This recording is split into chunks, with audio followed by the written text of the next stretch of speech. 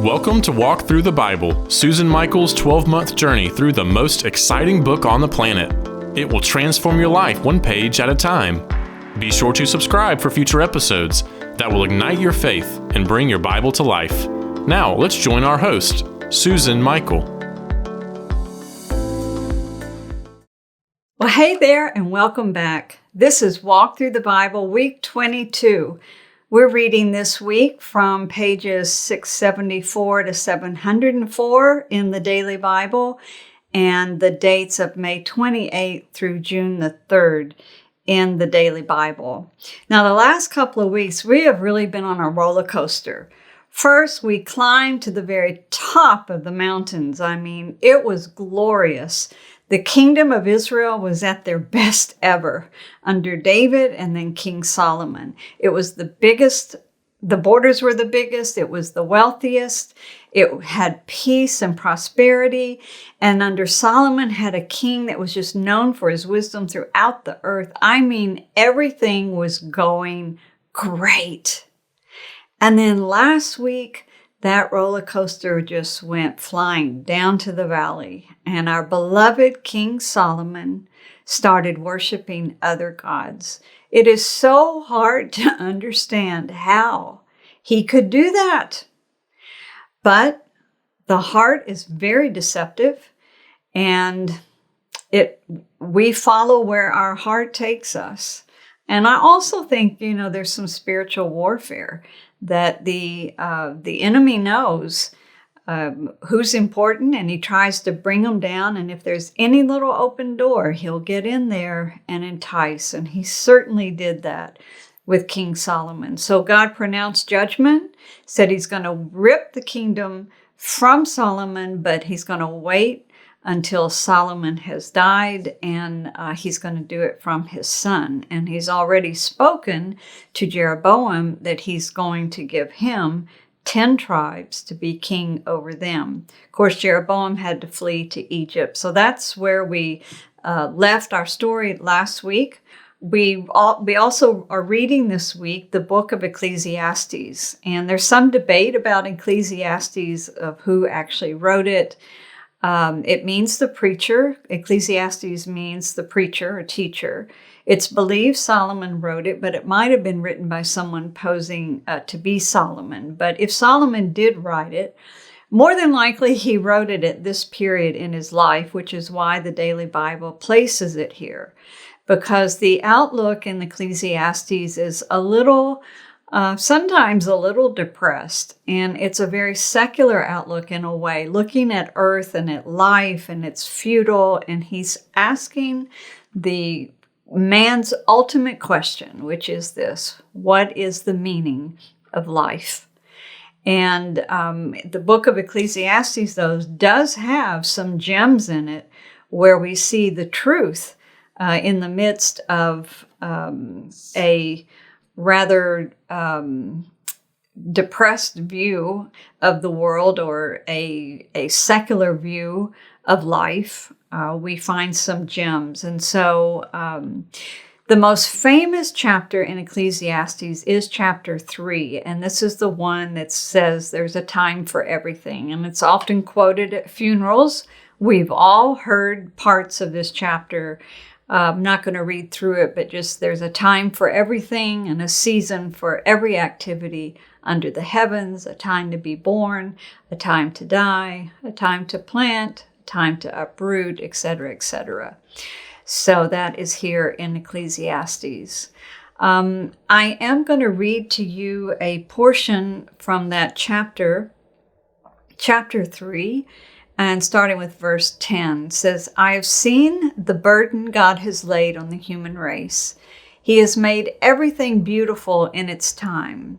He has also set eternity in the human heart. Yet no one can fathom what God has done from beginning to end. And I know that there is nothing better for people than to be happy and to do good while they live, that each of them may eat and drink and find satisfaction in their toil. This is the gift of God. I know that everything God does will endure forever. Nothing can be added to it, and nothing taken away from it. And then down in verse 15, it says, or actually 16, so, and I saw something else under the sun. In the place of judgment, wickedness was there. And in the place of justice, wickedness was there. I said to myself, God will bring into judgment both the righteous and the wicked, for there will be a time for every activity, a time to judge every deed. I just want to mention that throughout Ecclesiastes, when the writer uses this term under the sun, what I saw under the sun, he means on earth. Earth is under the sun, as opposed to the heavens that would be above the sun. But here he says, no matter what, God is going to judge every deed. And this is what I want to bring out. The very last 2 verses of the entire book of Ecclesiastes repeat that. And that's chapter 12, verses 13 through 14. Now all has been heard, and here is the conclusion of the matter. Fear God and keep his commandments, for this is the duty of all mankind. For God will bring every deed into judgment, including every hidden thing, whether it is good or evil. So that is the conclusion of Ecclesiastes. And I think it probably came straight from the mouth of Solomon, that he realized God is going to judge every deed that I've done. And surely God's going to. So let's continue our story. Solomon now passes away, and his son Rehoboam becomes king. And so the people come to Rehoboam and they said, listen, your father really taxed us hard. He was really very hard on us. Can you just lighten the load? And this is one of the ways that Solomon became so wealthy, was through a taxation system throughout the country. He had 12 governors, and their main job was collecting the taxes from the people in their district and paying them to the king.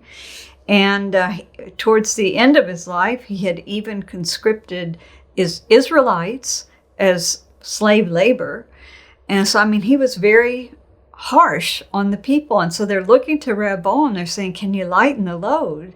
And Rehoboam goes to the elders for advice, and they said yes. But then he turns to his peers, the young people, and they said no. So Rehoboam says to the people of Israel, you think my father was hard? I'm going to be even harder. And at the news of that, the people of Israel, the northern 10 tribes, said, forget it. And they turned back. They rejected Rehoboam as king, and they made Jeroboam, who had returned from Egypt, they made him king over the 10 tribes, just as the prophet had prophesied over Jeroboam that this was going to happen. So we now have 2 kingdoms, and we have 2 stories taking place simultaneously. The story of the southern kingdom of Judah with the king Rehoboam, and the story of the northern kingdom of Israel with the king Jeroboam. Now, there was a lot of strife between the 2, and the south was ready to go to war with the north, when in 1 Kings 12, the prophet says to them, do not fight against your brothers, the Israelites. Go home, every one of you, for this is my doing. Whoa. Division was God's doing, but it was. It was part of his judgment. Unfortunately, the king of the north, Jeroboam, does not follow the Lord's decrees and his commandments as God had told him to. And God had made this amazing promise to Jeroboam that he was going to give him a dynasty as enduring as the one he had given David. But Jeroboam had to obey his commandments. And Jeroboam lost it all because what did he do?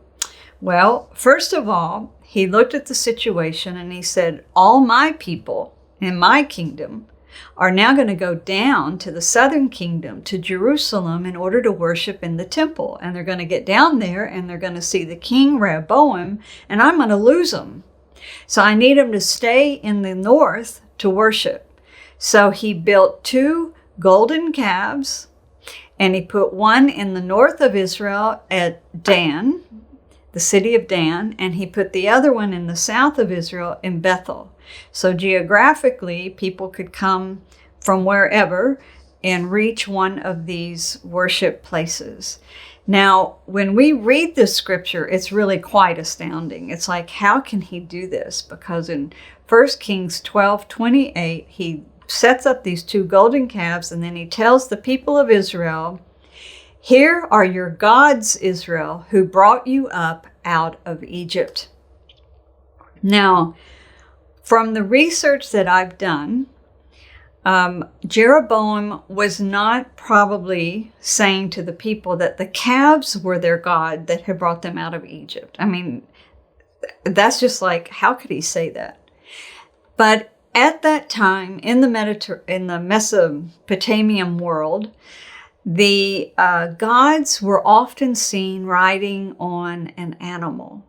So it is very, very possible what he was saying was that here is the footstool of the God of Israel. So like in the temple, we said that the Ark of the Covenant was the footstool of God. His seat was in heaven, but the Ark was like his footstool. It was his connecting point. That maybe he was using the calves in that way, that they were the footstool of the God of Israel. He does say, here are your gods who brought you up to Egypt. So that seems to go a little bit farther than that he was pointing to the God of Israel. Because also the bull was known to be a depiction of the god Baal. So the golden calf, it did a couple of different things. Number one, to the Israelites that still wanted to worship the God of Israel, he was saying, like, here he is, this is his footstool, the bull. But the bull also satisfied those that were practicing paganism, and it made them comfortable in these worship sites that Jeroboam had set up. So at the very best, this was a perversion of the worship of the God of Israel, but at its worst, it did become idolatry. And so it was a political move to consolidate his kingdom, to give the people something to worship that they would worship and they would be loyal to him. And in order to do this, then he had to set up a new priesthood, a priesthood that would support this perversion and idolatrous element in the worship. So the Levites, it says, fled the north and went down to Judah, as well as any Israelites that really were after the pure worship of the God of Israel in the temple. And so they moved down to Judah. This is a terrible thing that Jeroboam has done. And in 1 Kings 13, the prophet denounces Jeroboam and these altars, which shows that God was very displeased with it. It was a bad thing. So even though God had made this amazing promise to Jeroboam, he had just brought down judgment on himself. There was continual war and division between the north and the south. And unfortunately, under Rehoboam in the south, Judah also turns to worshiping other gods. And this just goes to prove what we talked about last week. The idolatry around them was so enticing. And I'll tell you, for me, I don't understand. Why was it so tempting? Why would they be tempted? But there's something about the setting and the culture, and I think we'd only really understand it if we were standing there in the midst of it and saw how enticing it was. But it really was a downfall. And so Judah also falls into idolatry. The difference in the rest of our story, the difference between the north and the south, is that in the north, all of the kings follow in the sin of Jeroboam. In the south, in Judah, we do have the story coming up of two good kings, and they lead their people back into true worship of the God of Israel, but the rest of them don't. And so it's bad now, but it does only get worse. That does it for this week. I do want to point out to you a couple of resources. One is, today we heard about this altar in the city of Dan, and I want you to know that when you go with me to Israel, we always go to Tel Dan. And at Tel Dan, we enter the city, and then we climb up the hills to get to the highest point of the city of Dan. It was a large settlement, but when you get up to that highest point, they have actually uncovered the altar of Jeroboam. And so you can see the stone platform and the stairs that go up where the priests would go up there to make the sacrifice on the altar. And it's really quite amazing to sit there and think this is where this worship was, that then it infiltrated all of northern Israel and for generations to come and brought the downfall. So in today's show notes, we have a sign up. You can sign up for the interest list of a tour to Israel as soon as we have the next one with the dates. And we have the package together. We'll let you know when it is. And hopefully you can go with us and you can see this there at Tel Dan. And we'd love to have you go with us. So we have gone from our mountaintop down to the absolute lowest valley, and we're going to stay here for a little bit in the coming weeks as we talk about the various kings throughout the history of the kingdom of Israel and the kingdom of Judah before their final judgment comes. So we'll see you back here next week, and until then, God bless.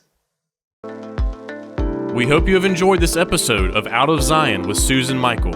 Be sure to subscribe to Out of Zion now on Apple Podcasts, cpnshows.com, YouTube, or wherever you like to listen and learn. Out of Zion with Susan Michael is a production of ICEJ USA, all rights reserved.